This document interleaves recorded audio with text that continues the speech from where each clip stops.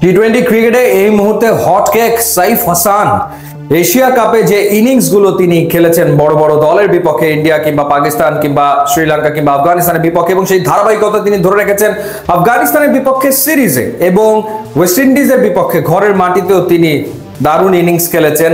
White ball ক্রিকেটে তিনি নিজেকে সম্পূর্ণ অন্যদের থেকে আলাদা একটা জায়গায় নিয়ে যেতে সক্ষম হয়েছেন তার ক্লিন হিটিং এর মাধ্যমে।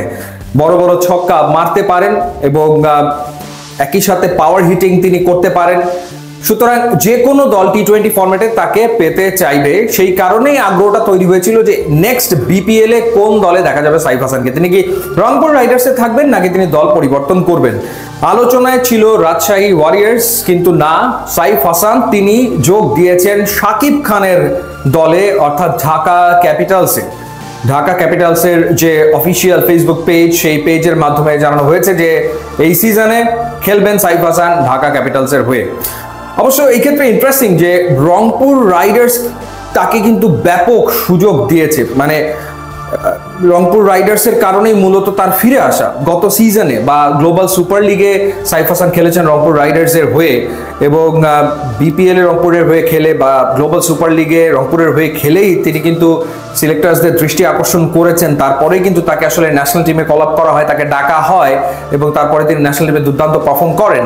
তো এই কারণে অনেকে মনে করছিল যে না, রংপুরের ঘরে থেকে যাবেন সাইফ হাসান, কিন্তু দেখা গেল যে তিনি তার সিদ্ধান্তে পরিবর্তন এনেছেন এবং ঢাকা ক্যাপিটালসে তিনি যোগ দিয়েছেন। এবং ঢাকা ক্যাপিটালসে যোগ দেওয়ার কারণ হতে পারে গত সিজনে তানজিদ হাসান তামিম ঢাকায় খেলেছিলেন, কিন্তু এবার তার ঢাকায় নাও থাকা হতে পারে। তার সাথে এই মুহূর্তে যোগাযোগের রয়েছে বেশ কয়েকটা দলের ভেতরে, এগিয়ে রয়েছে রাজশাহী ওয়ারিয়র্স। সেই ক্ষেত্রে তানজিদ হাসান তামিম যদি চলে যায় অন্য দলে, সেই শূন্যস্থান পূরণ করার জন্য একজন ড্যাশিং টপ অর্ডার ব্যাটারের প্রয়োজন তো পড়তোই ঢাকা ক্যাপিটালসের। সেই কারণেই আগে ভাগে সাইফ হাসানকে দলভুক্ত করে ফেলেছে শাকিব খানের দল। একই সাথে তারা তাসকিন আহমেদকেও কিন্তু নিয়েছে আইকন ক্রিকেটার হিসেবে, একেবারে ডিরেক্ট সাইনিং এ তাসকিনকে তারা দলভুক্ত করেছে। লাস্ট সিজনে তাসকিন খুবই দুর্বল একটা দলের হয়ে বিপিএল এ খেলেছেন, দুর্বার রাজশাহীর হয়ে তিনি খেলেছেন, যে দলটা নানা কারণে সমালোচিত হয়েছে।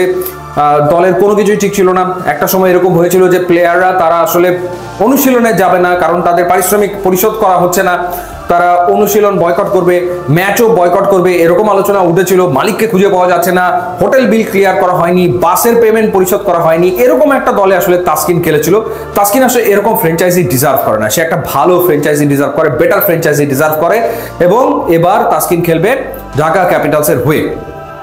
এই যে রিক্রুটমেন্ট, সেটার পেছনে একটা কারণ হচ্ছে যে গতবার ঢাকা ক্যাপিটালসের হয়ে খেলেছিল মুস্তাফিজুর রহমান, কিন্তু এই সিজনে আবার মুস্তাফিজ দল চেঞ্জ করতে পারে সেই গুঞ্জন ক্রিকেট পাড়ায় রয়েছে, এবং তানজিদ হাসান তামিমের মতো তারও সম্ভাব্য গন্তব্য হতে পারে রাজশাহী ওয়ারিয়র্স, আলোচনা চলমান রয়েছে।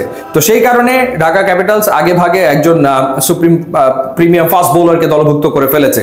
সো বোঝাই যাচ্ছে যে শাকিব খানের দল একটা শক্তিশালী স্কোয়াড গঠন করার পথেই রয়েছে। তারা বেশ কিছু ভালো ক্রিকেটার রিক্রুট করবে এবং ওভারসিজ ক্রিকেটারদেরকে নিয়ে আসবে। সো দুজনকে তো তারা পেয়ে গেল, এবং দুজনই আসলে genuine match winner. Saif Hasan নিঃসন্দেহে ম্যাচ উইনার, তাসকিন আহমেদ তিনিও আসলে ম্যাচ উইনার। এখন দেখার ব্যাপার যে গতবার আর যারা খেলেছিল ঢাকা ক্যাপিটালসের, স্পেশালি লিটন কুমার দাস কিংবা সাব্বির রহমান, তারা আসলে ঢাকার টিমে থাকেন নাকি তারা আসলে অন্য টিমে চলে যান, বা ঢাকায় আর কাদেরকে সামনের দিনগুলোতে দেখা যায়। সো লেটস সি, রিক্রুটমেন্ট শুরু করেছে ঢাকা, এবং শুরু করেছে বেশ চমক দেখিয়েই সাইফ হাসান এবং তাসকিনকে দলে নেওয়ার মাধ্যমে। ইউটিউব এবং ইনস্টাগ্রাম লিঙ্ক দেওয়া আছে, আপনারা যোগ দিলে খুবই খুশি হবো। And thanks for watching.